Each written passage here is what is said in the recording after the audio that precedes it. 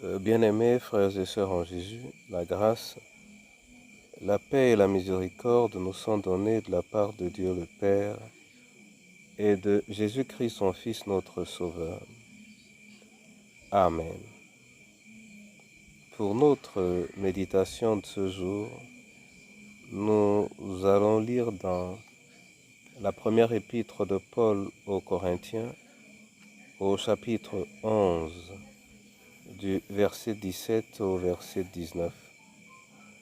Mais avant la lecture, nous chantons à la gloire de notre Dieu. Venez au Sauveur qui vous aime. Venez au Sauveur qui vous aime. Venez, il a brisé vos fermes. Il veut vous recevoir lui-même. Ses bras vous sont ouverts. Oh, quel beau jour, Sauveur fidèle, quand nous appuyons sur ton bras, dans la demeure paternelle, nous porterons nos pas.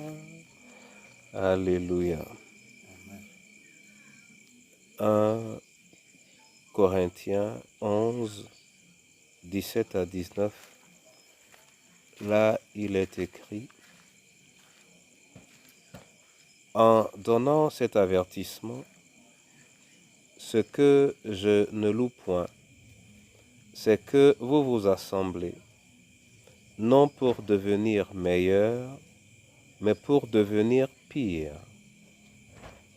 Et d'abord, j'apprends que lorsque vous vous réunissez en assemblée, il y a parmi vous des divisions, et je le crois en partie, car il faut qu'il y ait aussi des sectes parmi vous, afin que ceux qui sont approuvés soient reconnus comme tels au milieu de vous.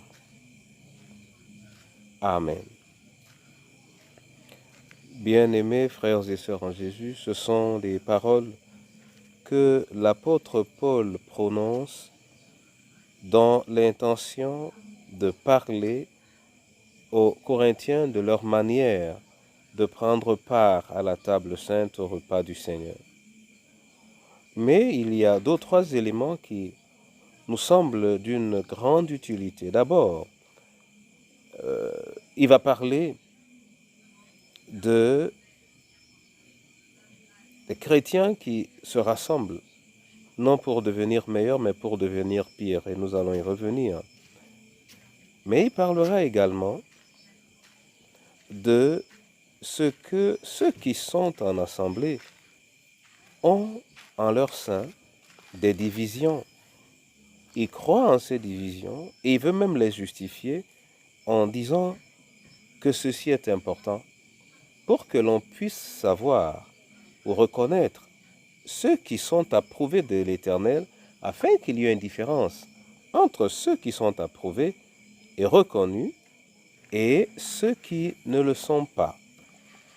Et si c'est dans cet esprit, il est important de noter que ceux qui sont donc approuvés devraient avoir pour perspective ou pour mission non seulement de préserver leurs acquis, mais surtout de se préoccuper de ce que les autres puissent également accéder au niveau de fidèles approuvés par le Seigneur. Et le verset sur lequel j'aimerais que nous nous arrêtions est le verset 17. L'apôtre Paul dit que ils se rassemblent et ils ne le louent pas, ils se rassemblent non pour devenir meilleurs, mais pour devenir pires. À la lumière de cette parole, de toute évidence, l'Église est un environnement, un lieu, un rassemblement dont le but est de rendre les fidèles meilleurs. L'Église est un rassemblement dont le but est de rendre les fidèles meilleurs. Et qu'est-ce que c'est que rendre les fidèles meilleurs?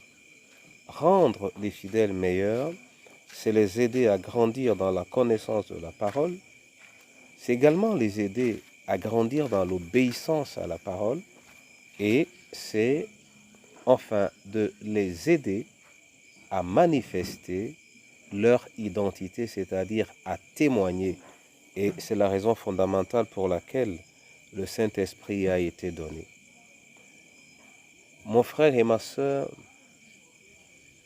nous avons nos petits groupes chrétiens.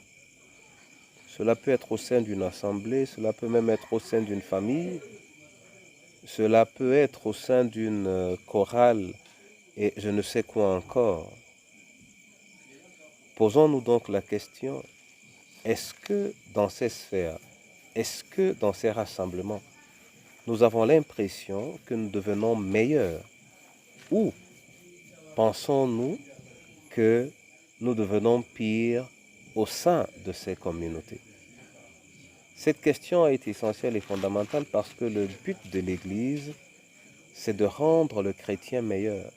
Ce qu'il n'aurait pas pu faire tout seul, qu'il soit au sein d'une communauté ou lorsqu'il est faible en un domaine, qu'il puisse être soutenu dans ce domaine et que quand il est fort dans un autre domaine, qu'il puisse être utile à l'autre dans ce domaine où il est fort. Mon frère et ma sœur, cette question est essentielle pour nous parce qu'elle devrait redonner à notre esprit le sens véritable de notre rassemblement. À défaut de cela, il convient d'avoir ce qu'on appellerait des compagnies d'intégrité, c'est-à-dire ceux avec lesquels, aussi petit soit le groupe, on est sûr de s'améliorer à travers le partage de la parole ou à travers les prières, qu'on se sente véritablement au milieu de ceux qui ont les mêmes perspectives que nous. Mon frère et ma sœur, pour aujourd'hui donc, nous avons deux questions.